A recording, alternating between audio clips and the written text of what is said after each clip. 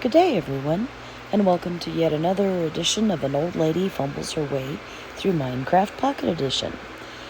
Now, don't you love this new splash screen? I love that mangrove swamp. Today, what we're going to be doing is we're going to be building a villager trading hall based on the design by Silent Whisperer. As you can see behind me, that's where the trading hall is going to go. And then we're going to put in a new floating farm using the new mangrove wood. And then we're going to put in another 4 modules of our sheep farm. So lots to do today, so let's get going. Okay, let's get started. First thing, you need some building blocks. You need some powered rails, some activator rails, some regular rails, a bunch of redstone torches, a whole bunch of levers, and some pressure plates.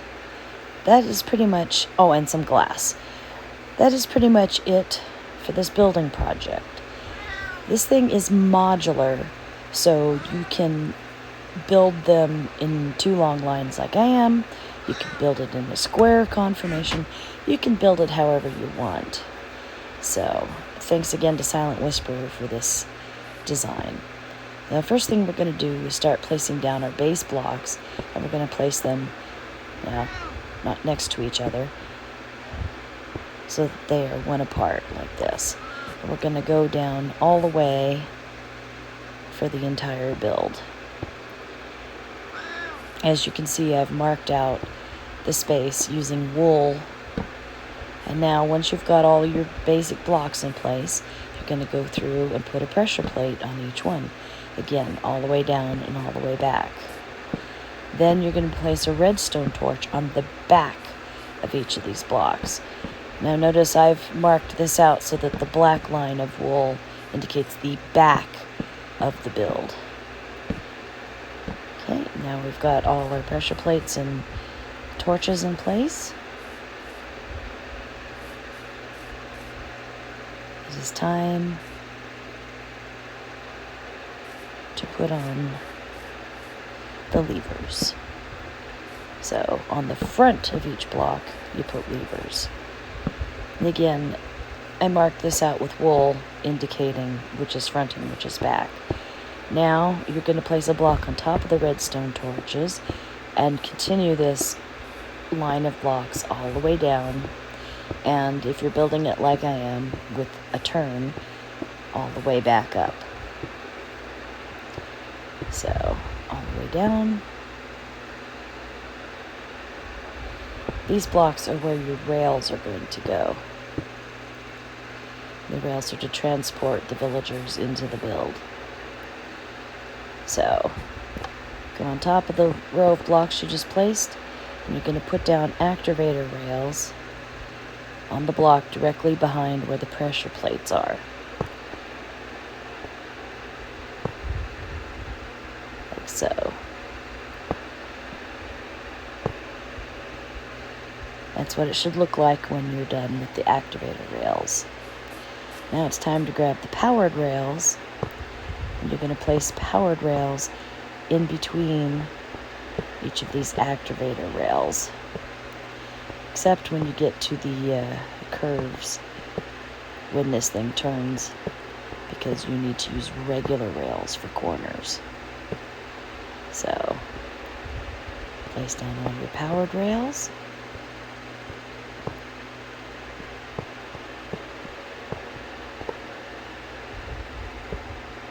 Come on. And done. Now you're going to put in your little corner rails here. You're going to take your levers. Yes, more levers. You're going to put them on the back of this block and turn it on, which activates the powered rail. You're going to do this for every piece of powered rail that you just installed. And yes, I know, it's a lot of levers. Okay, this is what it looks like when you finish that step.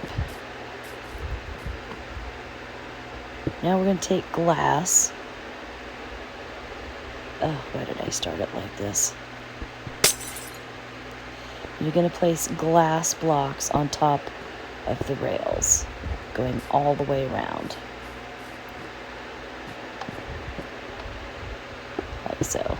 All the way down one end, around the corner, and all the way back up. Come on. There we go. You should have all your glass in. And now it's time to put in your little cells for the villagers. So as you can see, placing in front of those blocks, 3 blocks up and 1 in the middle. And you'll do that for every cell, all the way down and all the way back. Your villagers are going to stand in those little cells on top of the pressure plates. And this is what it looks like.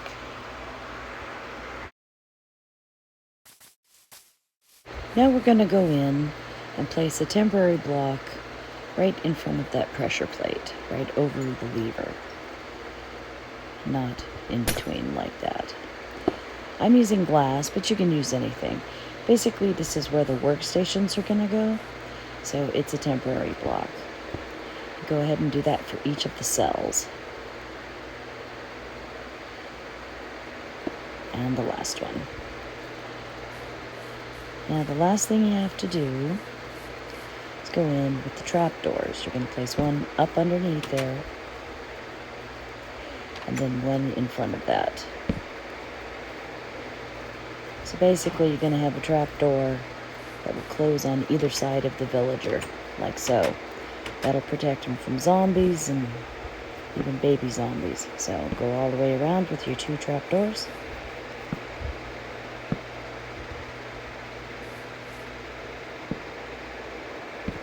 And yes, it takes a lot of trapdoors. Then go through and flip down the back trapdoor for each cell. That is pretty much it, other than the rail inputs from when you're moving the villagers in. So, voila, trading hall.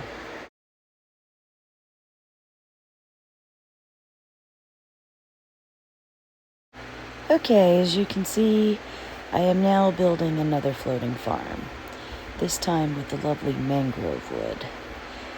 If you're wondering why I didn't put my villagers in the trading hall and get to rolling their trades, well, it's simple. I do not have good luck with villagers. I decided to save that for a separate episode because the odds are high that something will go wrong, and that I will swear a lot, rage quit, and even maybe kill a villager or 2. So I decided to come back and do this floating farm. I'm doing a second wheat farm in this one. And as I'm looking at this, it's pretty far from both shores, so we're going to have to build a fairly decent bridge to each shore. But the more I think about it, because I was thinking of building a bridge across this river, the more I think all I really need to do is build another floating farm other than this one. And it'll be at a point in the river where it is so wide, I might actually build a double farm with shorter walkways and grow more carrots. I also realized I've never built one of these out of oak. I've used every other wood except oak. So I think we'll be doing that one next time as well. In the meantime, I just really, really love the way this mangrove wood looks. I especially love these trapdoors. So I decided to go ahead and build this. I put out my walkways. Makes it easier to get across the river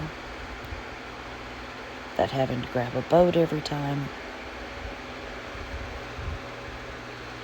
And like I said, I think the next one will actually have 2 farms instead of just 1, because these are going to be some long walkways.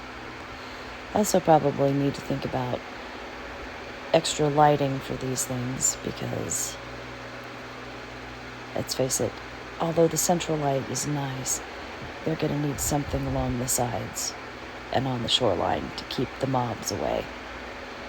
But in this case, this one is perfect because it's heading straight towards where our big automatic storage is going to be built.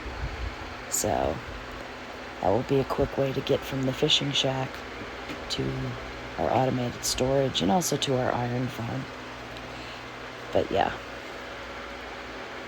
So now that the walkways are in, let's plant some crops. I decided I wanted a second wheat field so I'd have extra to feed the cattle, maybe to make bread or to trade with villagers. We'll see how our villager trading hall goes once we get all the villagers in. But in the meantime, it never hurts to have extra wheat. So, I've added a cross beam over to the next farm, and our crops are starting to grow. So, I think we're done here. Let's go up on the hillside a little bit and take a look. Oh yeah, I like the way it looks. The next one, it's going to be 2 farms.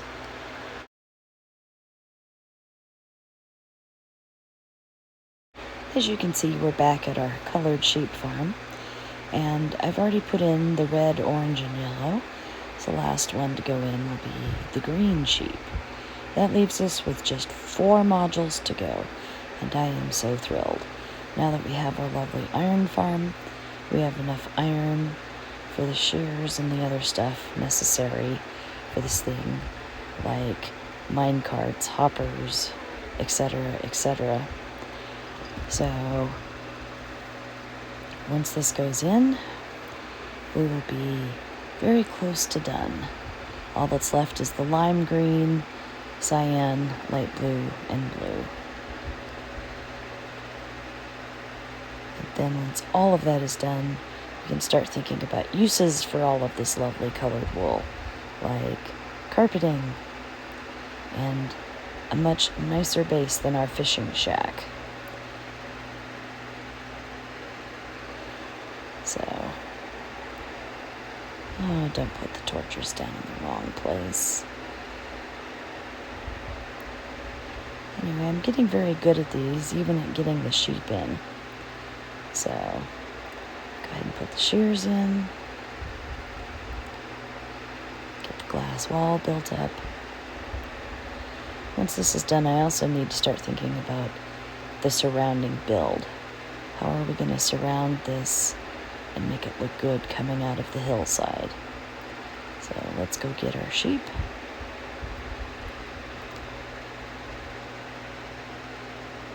And we will be done for the day. Mr. Green Sheep, move please, thank you. Yes, I want to get this done. There are several new things I want to build. I want to build a cactus farm. I want to build a bamboo farm. And a big auto smelter. There's just so many things I want to build. I want to go back to the Nether. There you go. Good sheepy. I want to go back to that mangrove swamp. I want to get some frogs. I'll take the leash off of this poor guy. There you go. And I do want to explore the deep dark once we have much better gear. But in the meantime, there's lots of things to do around home base, including building on top of this mountain that we're currently working on for the sheep. I want to build something up on the back peak of the mountain, and I want it to somehow tie in to our enchanting setup,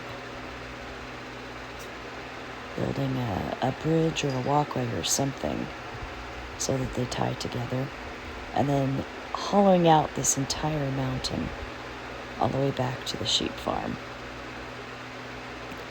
course, all in the future, but still. Have you eaten again? Do we have more wool? Yes, we do. At any rate, I wouldn't mind any suggestions you might have about how we're going to decorate this up once it's done. But in the meantime, we've put our 4 modules in. Let's put our stuff away and go take a look at this from over in the light industrial area.